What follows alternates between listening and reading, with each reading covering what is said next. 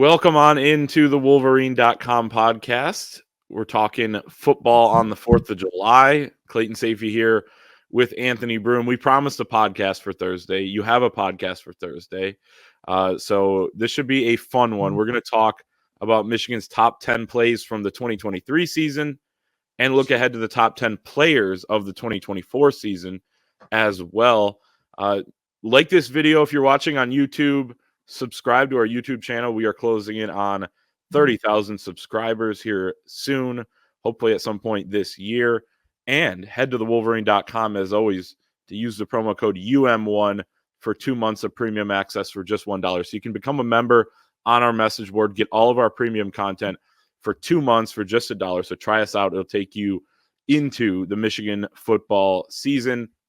And head to thewolverineondemand.com. Order your issue of Michigan's 160-page Michigan football preview magazine produced here by us at the Wolverine. Link is in the description, or head to thewolverineondemand.com. Will Johnson on the cover, all sorts of columns, features, exclusive interviews with both coordinators, comments from Sharon Moore, key players, so much more in the Wolverines' 160-page Michigan football preview magazine. Let's get into our top 10 plays of last season. A lot of fireworks last year, to stick with the July 4th theme. Really tough to come up with just 10 because so many were important, and we'll get to honorable mentions, I'm sure. Really hard to order the 10, Anthony, that we had, because in one way or the other, all of these 10, and we actually have a tie at 10, so all these 11 led to a national championship at some point. It was difficult. It was difficult to parse through, and when you have a game or a season that goes 15 games and you win all 15 of them, there are no shortage of moments. I feel like in any win, there are 3, 4, maybe 5 plays that swing momentum or play the biggest part and getting the job done. So, a lot of the ones that we had on paper to start were from Rose Bowl national title game, but there are plays back as early as, week 4, week 5 that are key kind of stepping stone moments in what last season was. So a lot of fun to discuss, a lot of fun to put together, and excited to discuss it with you. Yeah, so this is a combination of, like Anthony said, those plays that were important, right? Importance is definitely an element here. Also, just our favorite plays, iconic plays, impressive plays as well, all kind of jumbled up into one formula that make up our top 10 plays. And it's really, again, top 11, because we do have a tie at 10. We're going to count down from 10 to 1, and we'll start with one of our tied plays, which is J.J. McCarthy to Roman Wilson, touchdown on 3rd and 10 against Ohio State in a 30-24 win. We will set the stage, talk about the play and what it meant. To set the stage here, Michigan picked up 2 4th downs on this drive, 1 Blake Corum run, 1 a quick play action pass to Colston Loveland along the sideline. And this touchdown put them up 14-3 early in the second quarter. It was kind of big to build a lead there against Ohio State early on in that game, made them play catch up. They did catch up and tie the game, late in the second half there. But this 7 points, could have been the difference at the end for Michigan as well. 22-yard touchdown, straight drop from J.J. McCarthy. He had 2 rushers coming free. He got hit after he threw the ball. And the most impressive part of this play is that linebacker Steele Chambers for Ohio State turns his head towards Roman Wilson. J.J. McCarthy said that he saw that on film all year. Every time he turns his head, he never turns back. So he decides to throw it into a very tight window. Roman Wilson corrals the ball, doesn't let go, crosses the goal line. Denzel Burke is fighting for the football. He thought he had it. Roman had already crossed the plane. After review, play stood, but touchdown Michigan in a huge one. It was huge, and there are Ohio State fans to this day that will argue with you on Twitter or X or whatever we want to call it now that they were screwed on the play, and that was the sign that the college, the refs were out to get him, and Michigan, whatever. Phenomenal play. It was, oddly enough, the second time that we saw JJ make a throw like that. The other one was in the Michigan State game where similar deal with Cal Halliday where he didn't turn his head, and Michigan, or JJ McCarthy rifles one into one of the tight ends. Was it Loveland or Barner? I forget which one exactly, but it kind of goes to show I know that the stats, the numbers that JJ put up weren't gaudy, and that was something that a lot of national people held against him, but it was those cerebral type of plays that I think kind of defined, the step forward that he took during that 2023 season. So for me, I mean, that was JJ McCarthy's progress in a nutshell. It's, noticing that trend on film, executing it, applying it on the field, and ultimately a huge momentum swinging play. It's a great point. I think his performance in that game was underrated because of the big plays they made. Even, you think about it, a couple plays along the sideline, one where he's running towards the sideline, fits it in to Cornelius Johnson for a key first down. And then the other one when he threw late in the game across his body back towards the middle of the field, picked up, I believe, a first down on that one to Cornelius Johnson as well. It was just those timely plays. Maybe there weren't as many of the huge moments for him, but this was certainly one of them as well. This was a big moment early on in that game. And people forget too that we're coming off of a game at Maryland where there's video of him barely limping to the bus. So there was that injury that McCarthy played with down the stretch. And again, one of his biggest throws in one of the biggest moments of his career. That's great to point out too. Yeah. Also tied at 10th, another really impressive play from JJ McCarthy. Starts with Drake Nugent snapping the ball to JJ McCarthy.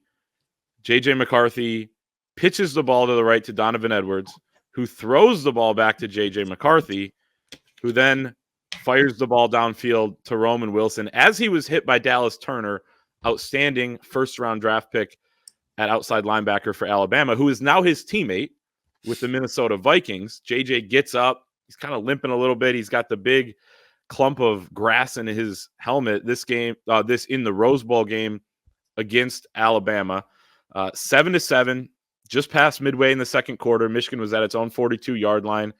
The play unfolded as I described it, just a second ago.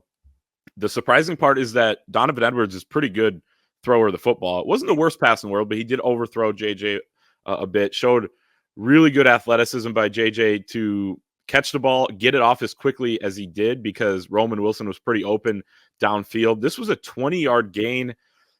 Roman pushed out of bounds. What it meant for Michigan was that it got the Wolverines into Alabama territory, and 3 plays later, Tyler Morris has his huge moment, first touchdown of his career, 38-yard score, outruns the Alabama defense. Michigan goes up 13-7. Bad snap and hold on the extra point was missed, but they take a 6-point lead early on in this game, and just a huge play that sparked a massive drive and a touchdown. Yeah, interesting subplot. The fact that those two guys on the screen right now are now teammates with the Minnesota Vikings. A couple interesting, not to go off on too much of a tangent, but another interesting one like that throughout the year is Michael Hull, who is the guy who rolled up on Zak Zinter's leg that broke his leg in the Ohio State game. Those two guys now teammates with the Cleveland Browns. So it's interesting the ways that the football gods work, especially when it comes to bringing these caliber of players together. But yeah, in that play, if the last play that we discussed was the cerebral nature of JJ McCarthy in a nutshell, this was his athleticism. I mean, that is one of the more athletic plays you'll see a quarterback make. And not just that, so many of those guys too, and I think this is where his background as a hockey player comes into play. So many of those quarterbacks would just fall on the ball and kind of turtle and just call it a dead play, not take that hit. JJ McCarthy, right or not, was willing to take that hit, willing to deliver a football. And again, another huge play in that game where people remember how that game sort of ended and some of the big plays, but they were having a really hard time offensively, and they just to conjure up something, anything to move down the field and give yourself some breathing room. That was a huge play in a huge moment. Just kind of the athleticism of all 3 of those guys on display in a ginormous situation. Yeah, and just an outstanding call at that time and game plan from Michigan overall offensively to get as many, big plays like that or touchdowns, and as many points on the board as they could, knowing they're going against a really good and athletic defense. We're moving into number 9 now. This is the Mikey Sainristil interception and 81-yard return against Washington. Michael Penix is getting beat up late in that game. It's 4th and 13 from the Michigan 30-yard line, 4 minutes and 46 seconds left. Michigan is up 27-13. Play action pass from Michael Penix. And this was the effect of hits just accumulating on him because he kind of just throws this ball up, looking for Rome Odunze. Mikey Sainristil is waiting right there. The ball gets over Junior Colson, who was also in zone coverage underneath. And Mikey Sainristil, right place, right time, as always, as you would expect. Whenever Michigan needed to make a play on defense, it seemed like he was able to come up with it. Kind of reminded you of a play that barely got left off this list, but the Mikey Sainristil pick 6 late to seal the Rutgers game in week 4. He's off to the races, makes a nice cut, reminds you that he was a wide receiver by taking it all the way down the numbers on the right side of the field, gets down to the 11, and Blake Corum scores 2 plays later. This seals the game. What it meant for Michigan is that they won the national championship. It's pretty simple, and fans everywhere go absolutely insane, as they should. How fitting that the year kind of does end on a Mike Sainristil interception followed by a Blake Corum touchdown. I mean, that was the heartbeat of that team on both sides of the ball. And this was the moment, too, as we're watching from high atop NRG Stadium, which, again, maybe the highest and furthest away I've ever sat in a press box from the playing field. It just seemed like we were watching from like 2 miles away. But that was kind of the moment where we start packing our stuff to head down to the tunnel. That's what I remember about that moment. So, again, I think Mikey had maybe more timely plays. Interesting on this play. I think that Penix, and it goes to show just how much of a chokehold they had on Michael Penix. I believe somewhere along the left sideline or the left side of the field, he had Rome Odunze wide open on that play. The guy left Houston in an iron lung. And I think when we eventually see what all of those guys from Washington do in the NFL, your Odunze's, I think that pass was targeted for Jalen McMillan. Michael Penix, I think, despite the weird spot he landed, has a bright future in the NFL. When those guys start to shine on Sundays, I think it's going to add a little more to just how special a performance that was from the Michigan defense. No doubt. They had the skill guys. They really did. They had a great offensive line.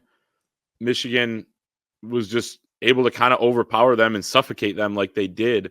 And that was kind of that final blow, right, of the boa constrictor that, they were able to deliver in that game. And I think you're right on I think I got the receiver wrong. So I don't think it was Rome Odunze on that one. So good call there. Let's move on to number 8. This one, not in the Rose Bowl, not in the national championship game, but it's one of the more impressive plays Michigan had all season. This is the Roman Wilson helmet catch at Nebraska.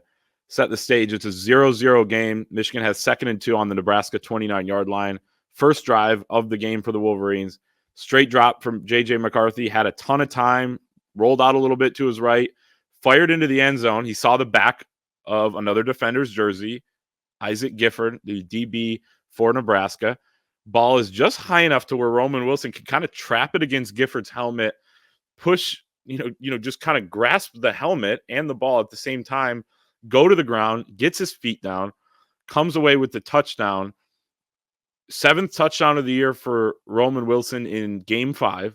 And I just love the call from Jason Benetti, the play-by-play commentator for Fox. He says, how did he do this? It was that good. What it meant for Michigan, they jump out to an early 7-0 lead in a 45-7 win at Nebraska, 95-degree heat. Kenneth Grant got a pick 2 plays into Nebraska's first drive right after that. Kalel Mullings, a few plays later, runs for 20-yard touchdown. Michigan gets up 14-0, really never looked back. And I came out of that game thinking Michigan was the best team in America, at least at that point. Georgia had struggled that day against Auburn. It was a really good day of college football. Notre Dame, Duke, Iowa escapes against Michigan State. But you kind of came away from watching all the games that day that Michigan was pretty damn legit, and even more legit than we thought. It was the second year in a row where there were questions about how good were they actually coming out of non-conference play, given their schedule. And, you kind of had the close call the week before, somewhat of a close call. And then for the second year in a row, the best performance to date was their first trip away from Ann Arbor. They go to Lincoln and just flex a different gear, what looked like a championship gear. I've said it before, in the span of whatever it was, a couple snaps, you have this play on the screen where I've never seen a wide receiver moss someone up against their own helmet. Like, it's actually sort of disrespectful when you think about it in hindsight. So that happens. And then like a couple plays later, it might've been the first snap on defense. I forget what it was. Kenneth Grant comes down with that insane interception, which on a lot of other lists, that makes a top 10. It does not make our top 10 on this list, but that game in that moment, particularly the first half of that game, was kind of where we were like, all right, this team does have the ability to turn it on. They do have the ability to take it to that next level. And, don't underrate how difficult it is to play in 95-degree heat either. So yeah, shout out to those guys. That was a fun road trip, despite my only being in Lincoln for about 30 hours or so. Yeah, that was a crazy travel weekend. I will say, it might be disrespectful, but Roman Wilson, my former neighbor, would like to apologize right now to absolutely no one for making that catch. That was an incredible catch. Awesome play. Let's move on to number 7. This one might be even low. It's really hard to order these, but it does flow in to number 6. And this is, in terms of importance, right up there with the most important plays in Michigan football history. J.J. McCarthy to Blake Corum, 4th down and 2 against Alabama in the Rose Bowl college football playoff semifinal. And setting the stage on this one is really important because Michigan had just 41 total yards and 2 first downs in the second half coming into its final drive, which began on their own 25-yard line with 4:41 to go, down 7 points in the fourth quarter to Alabama. They don't even get a first down to jumpstart this drive. Michigan has all 3 timeouts. They easily could have punted, but Jim Harbaugh decides to roll the dice on 4th and 2 from his own 33. This drive as well showed off just how much more ready for this moment this Michigan team was than even 366 days earlier against TCU. That last drive was kind of disjointed against the Horned Frogs the year before. There's a bad snap. It ends up with JJ fumbling the ball and Donovan Edwards throwing a pass to Colston Loveland, and it was a disaster on that last 4th down. This 4th down, Michigan executes perfectly. JJ McCarthy able to find Blake Corum, and a pretty simple play, but not easy to execute with all that pressure. And what a decision by Jim Harbaugh. What a play call by Sharon Moore. He said he knew exactly what he was going to run as soon as he knew that Jim Harbaugh was going to let him roll the dice on this one. Roman Wilson and Colston Loveland run up the seam. A.J. Barner runs across the formation. Cornelius Johnson was kind of coming across the formation towards where Blake Corum was, but there was one target. There's one guy you want to put the ball in his hands in a situation like this. One, it's J.J. McCarthy, but 2, it's getting the ball out to Blake Corum, and a legendary sequence ensues. We'll talk about what it means when we talk about the next play as well, but this was just absolutely massive and no margin for error. Something that really impressed me about last season was just how efficient they were in those gotta have it situations. Like this is 4th down in the Rose Bowl, game on the line, or else you're flaming out of the college football playoff for a 3rd year in a row, right? So to me, just ran some terrific offense in that game. It wasn't always executed very well, but the play calling, this is the type of stuff that kind of puts you at ease when you think about Sharon Moore putting together a game plan and Kirk Campbell putting together a game plan. Like, they've done it in the biggest moments imaginable. So again, it was just like, it just needed a little bit of breathing room. And from that moment on, I mean, the game completely flipped, and obviously we know what happened next, but yeah, incredibly clutch play call. Well run, well executed as well. Kind of a full circle moment too, because it reminded me a lot of the Illinois game a year before, and Blake Corum goes down with the injury. Michigan is super thin at running back at that point. Isaiah Gash is in the ball game on, I think, 4th and 2. They needed to pick it up against Illinois, and they run a really similar play, kind of a pick play. Isaiah Gash leaks out of the backfield on the other side, left side, towards the sideline, and JJ gets it to him. And I remember Jim Harbaugh saying after that game, that play was for Blake Corum. He's like, I think Isaiah Gash had 1 rep on it all week in practice. But he was in that situation. They were down, a bunch of guys, and he had to make it.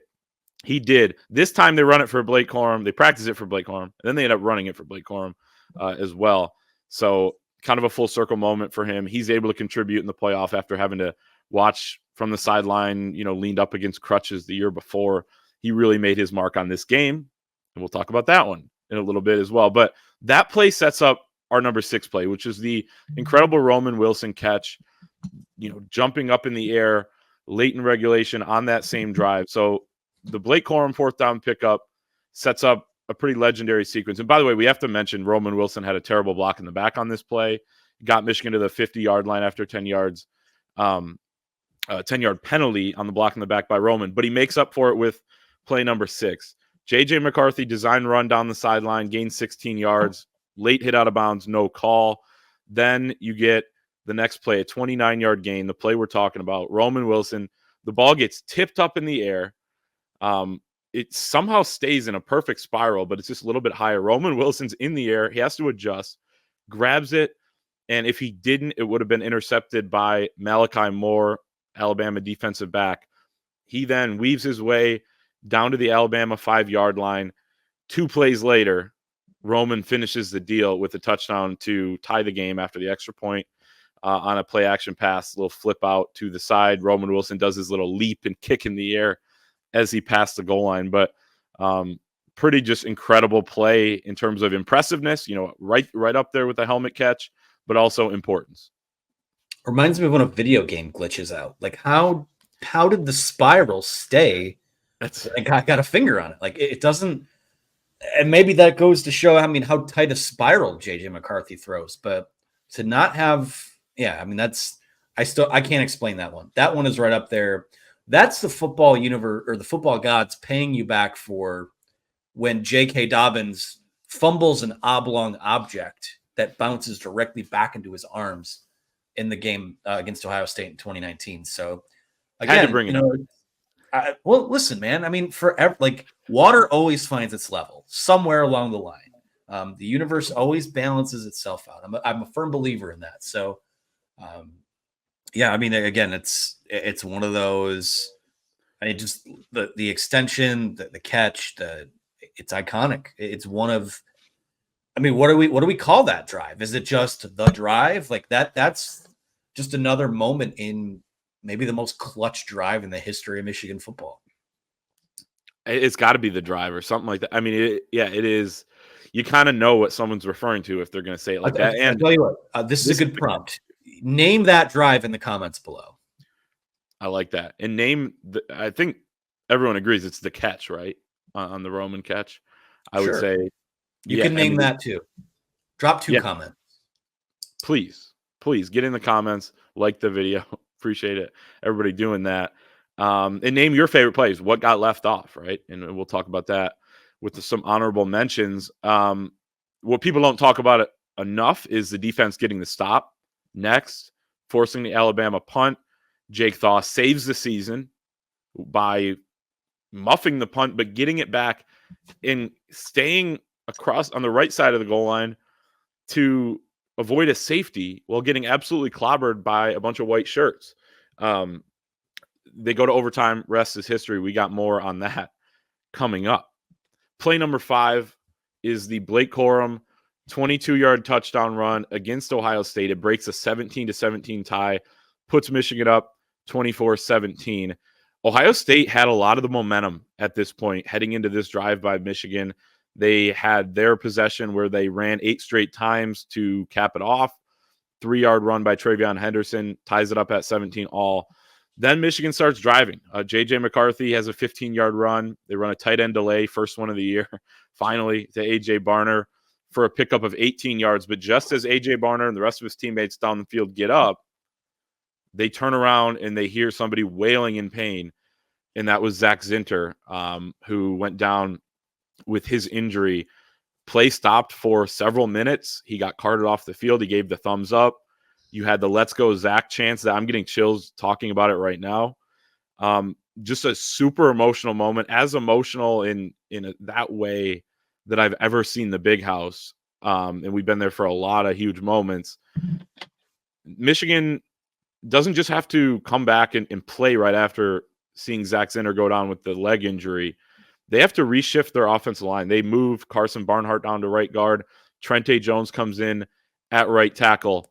And on the first play back after that stoppage, Blake Corum kind of runs right off of Carson Barnhart, cuts it back, 22 yards of the touchdown, and to have the wherewithal to flash the 6'5" right in the Fox camera, it gives you chills every time you watch it.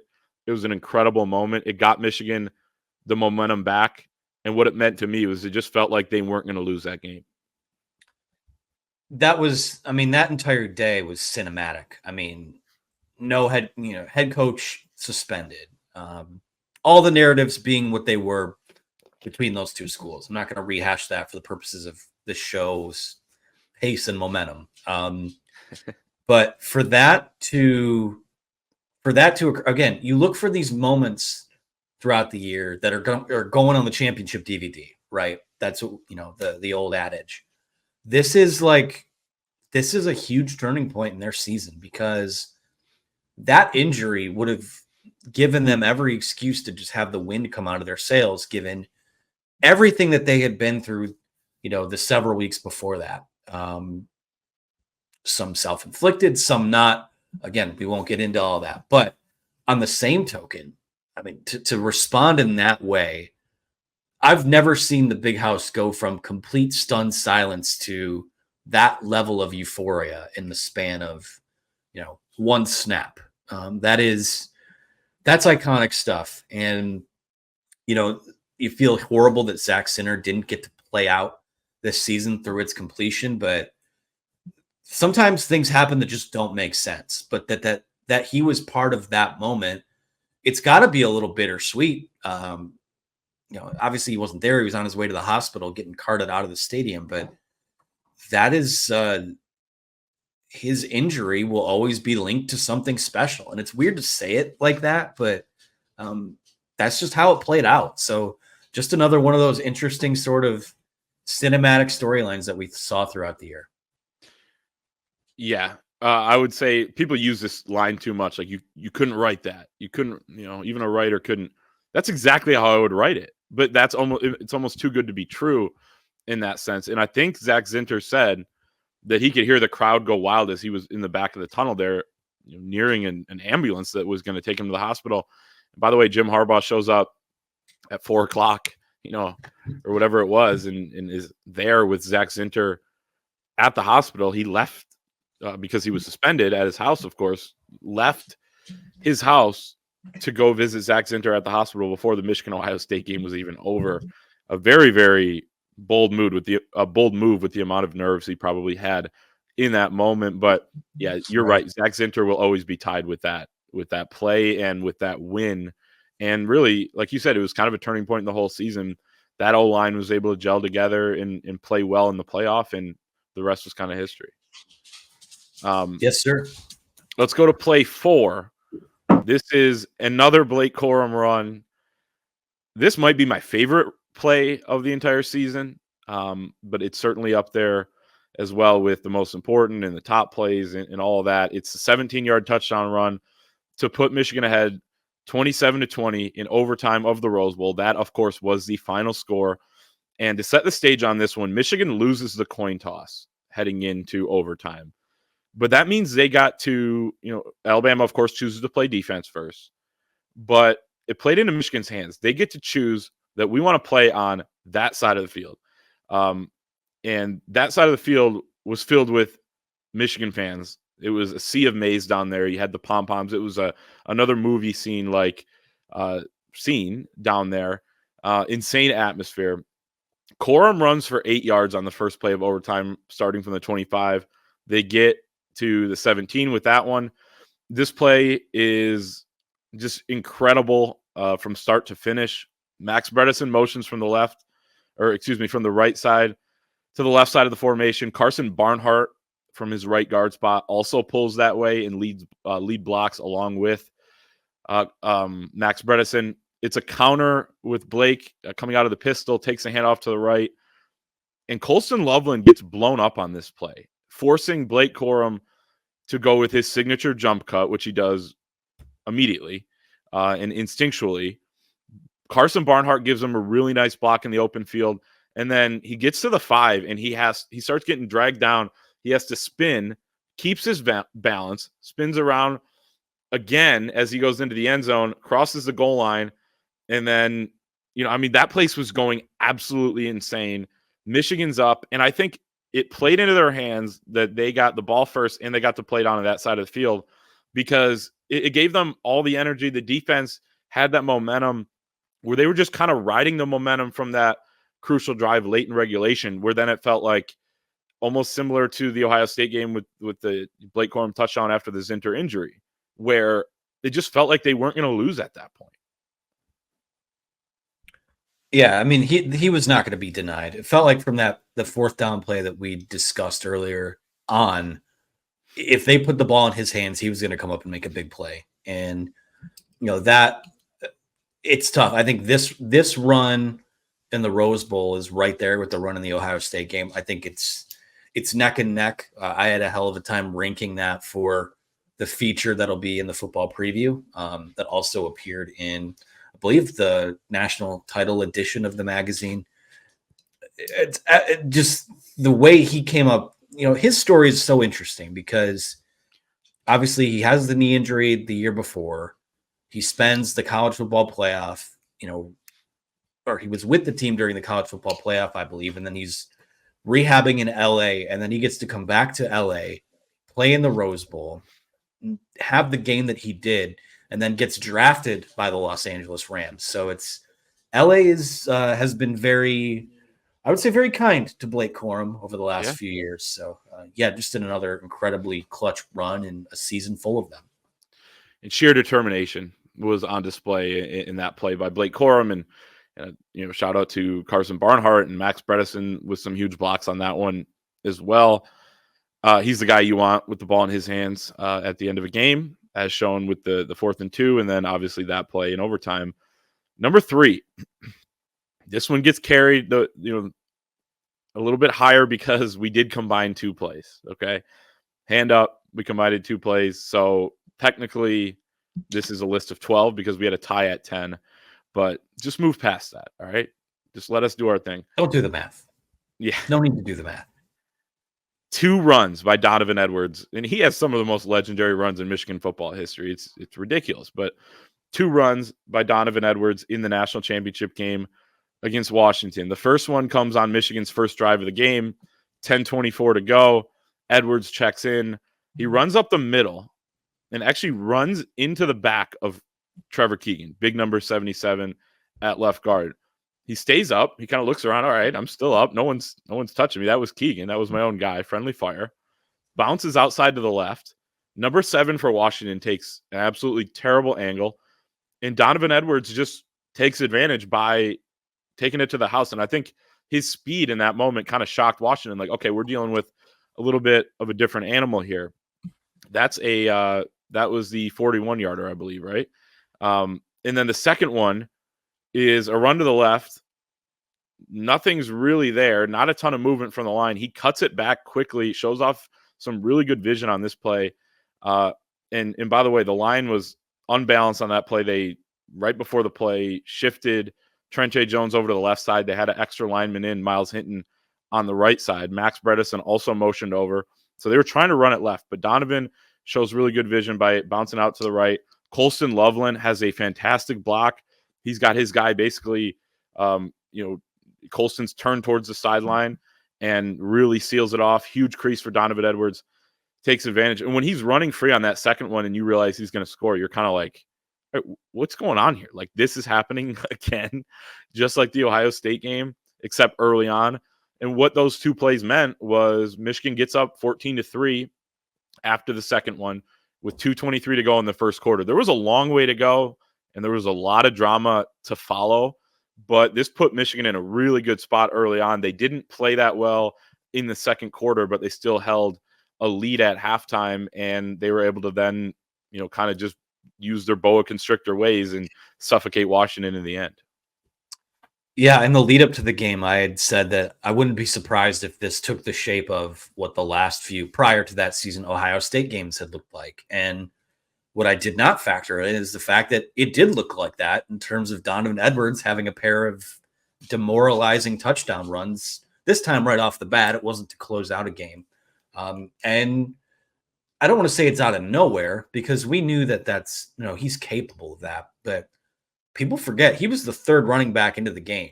And throughout the season, obviously had his share of struggles and inconsistency and just was never quite the guy he wanted to be until probably that Penn State game, based on what he says. So to have that performance on the big stage, I mean, again, he is, whenever they've needed a big moment out of him, he's delivered. And now it's his backfield in Ann Arbor. They play a lot of big games. They're going to need a lot of big moments. Hopefully he hasn't used them all up. I suspect he hasn't, but yeah, incredibly clutch and, maybe a little bit fortuitous, especially that first one, but plays that were made nonetheless.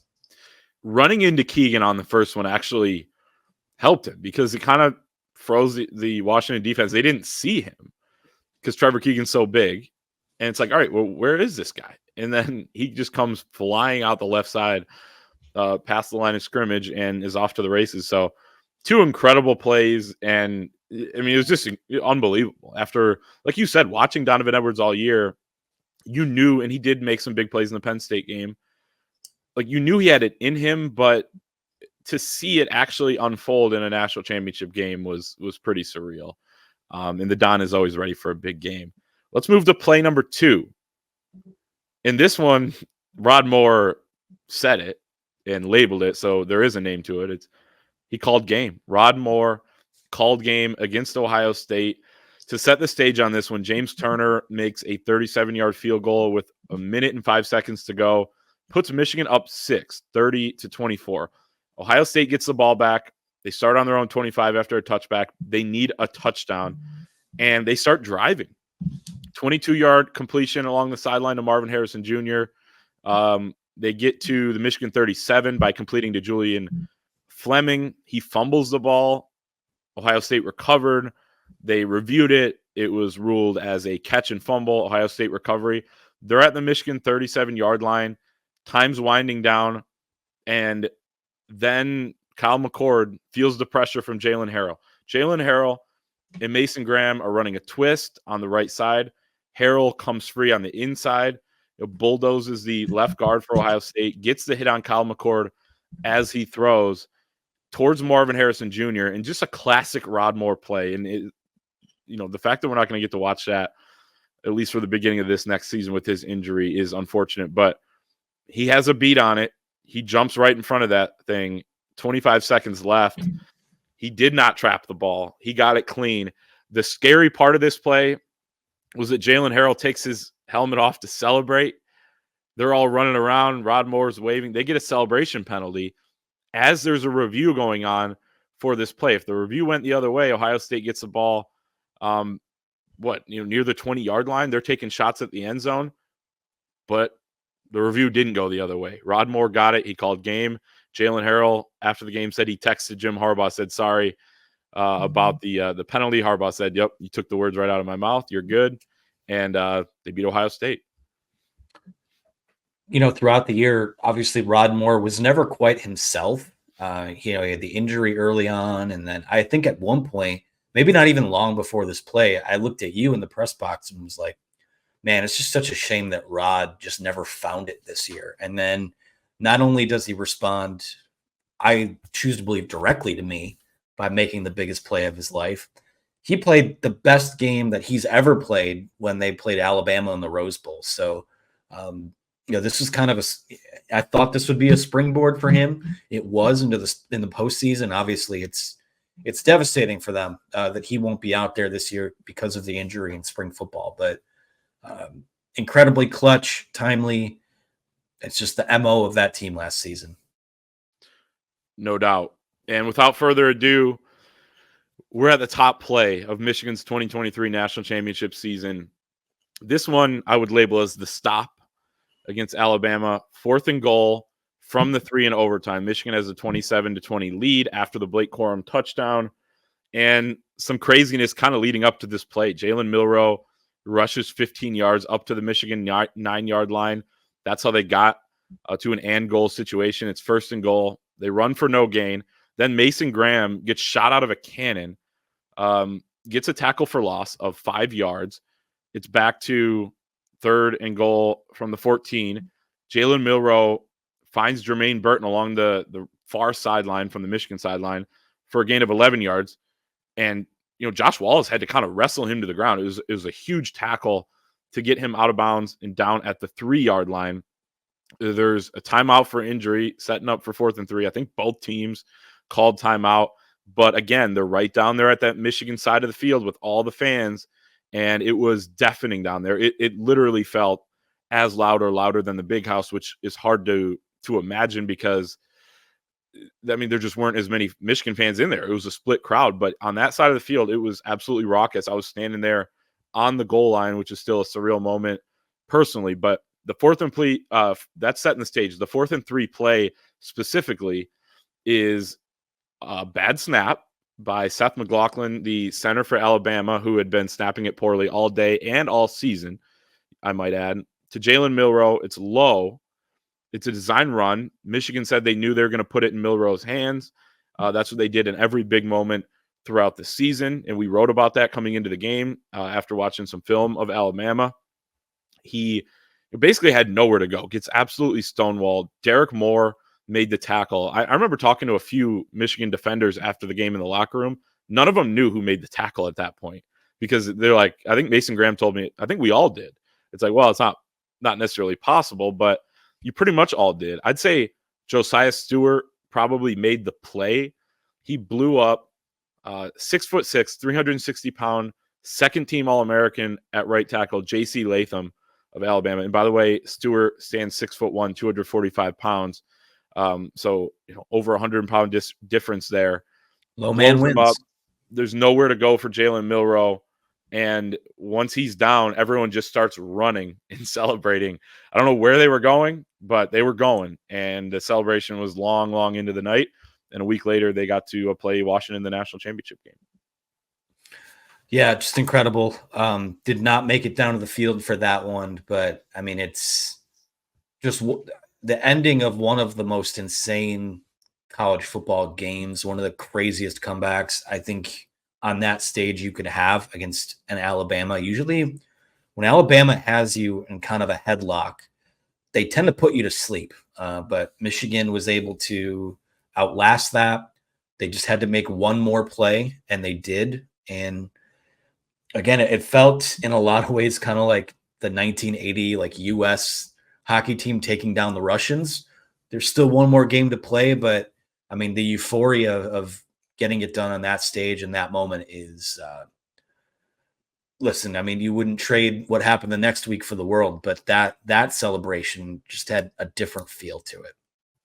It did. And the fact that usually those title games are 9-10 days after the semifinals, but this one was exactly a week later, less than a week later, they were going to be kicking off against Washington, or right about that time, actually, a week later.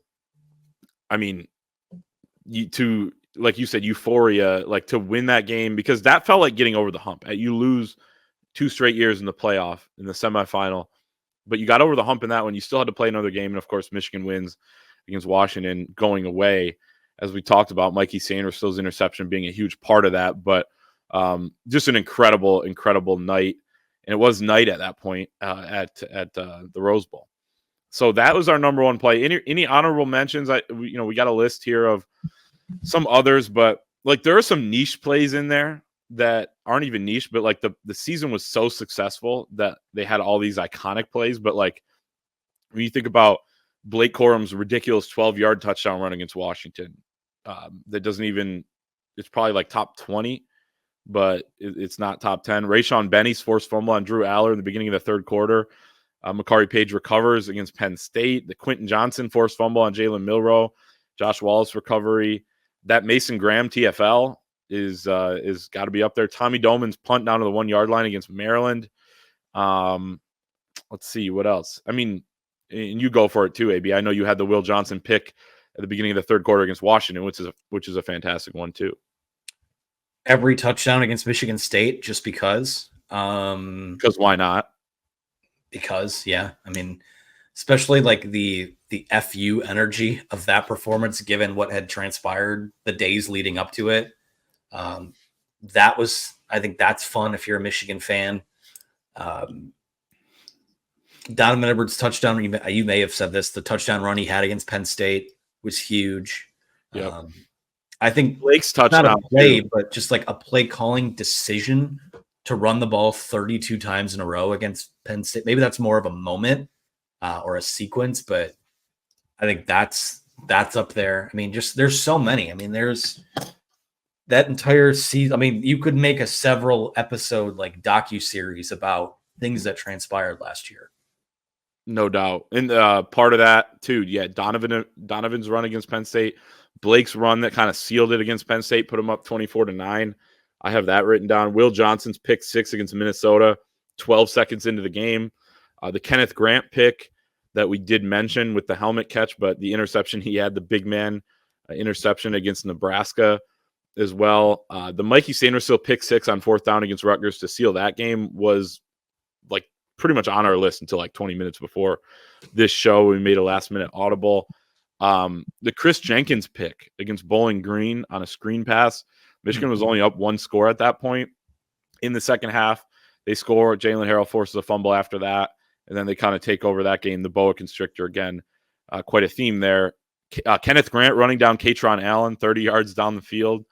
Samaj Morgan's 87-yard punt return against Iowa in the Big Ten championship game. I mean, you could go on and on and on here for sure. Yeah, I haven't really looked back on a lot of it. To be honest, we put so much work into that commemorative issue. I haven't really poured myself into it yet. I haven't gone through it. So with some time here over the next few weeks, I think that's going to be on my to-do list. I'd recommend, I think every game, by the way, for people out there, after you watch every video the Wolverines ever produced, then move on to the BTN in 60 version on YouTube of, I believe, every Michigan game from last season. It is an awesome watch. You can rip through 2-3 games because they're only like 45 minutes without the commercials. So you can rip through 2-3 games a night and get through the season. There are 15 games. So it's quite a lot, but it's still pretty easy. It's a good watch for sure. Let's move on to our final segment, which is our top 10 players heading into the 2024 season. So we look back, we had our top 10 plays of 23, now our top 10 players of 2024. We'll start, Anthony, with yours and run us down your list from 1 to 10, and we'll kind of discuss, and then I'll give my list as well. So the one before the plays of last year was kind of a combined list. We did I probably did a bad job of organizing the scoring method we use, but this is individual lists, and Anthony's got his 10. Yeah, so I'll go from 10 to 1. I have edge Josiah Stewart at number 10. Number 9, I have offensive lineman Josh Preeb. Number 8, I have edge Derek Moore. Number 7, I have wide receiver Tyler Morris. Number 6, I have offensive lineman Giovanni El-Hadi. Number 5, running back Donovan Edwards. Number 4, tight end Colston Loveland. Number 3, defensive tackle Kenneth Grant. Number 2, defensive tackle Mason Graham. And number 1, no surprise here, cornerback Will Johnson. Yeah, Will was my pick at 1 as well. But I will look at your list, and we talk about all the talent Michigan has on defense, but Donovan Edwards is in there. Colston Loveland's in there. 2 O-linemen are in there. Wide receiver Tyler Morris is in there. There's still some talent on the offense. Am I wrong? Yeah, there is talent on offense. And I feel like, the fact that your quarterback isn't in, I don't think the top 10 on either of our lists is, I think maybe a little concerning. Samaj Morgan is a guy that I think can crack this list at some point. Yes. But they have so much talent left on the defensive side of the ball. And, a couple guys I was thinking of putting on there. I think the transfer Wesley Walker is going to be an extremely good player for Michigan this year. I think that Zeke Berry has a chance to step into that Mikey Sainristil role and really thrive from that perspective. But I think when I look at my list, at least at the top, I mean, you have 4 guys there that could all legitimately be first-round picks in this upcoming class. Kenneth Grant is kind of the guy that's on the edge of that, depending on who your favorite draft analyst is. But the fact that we talked about how many big plays Donovan Edwards has had, and he comes in at number 5, I think to me speaks to the quality of talent that is still left on this team. No doubt. I will run down my list here, and I'll start from 10 as well. Number 10, wide receiver Tyler Morris. Number 9, linebacker Jayshawn Barham. I think he is going to be a monster this year. Number 8, edge rusher Derek Moore. Number 7, edge rusher Josiah Stewart. I think those guys are neck and neck, but a slight edge to Josiah. Number 6, offensive lineman Josh Preeb. I think he's going to just be fantastic at the left guard spot for Michigan. Number 5, running back Donovan Edwards. Number 4, defensive tackle Kenneth Grant. Number 3, tight end Colston Loveland. Number 2, defensive tackle Mason Graham.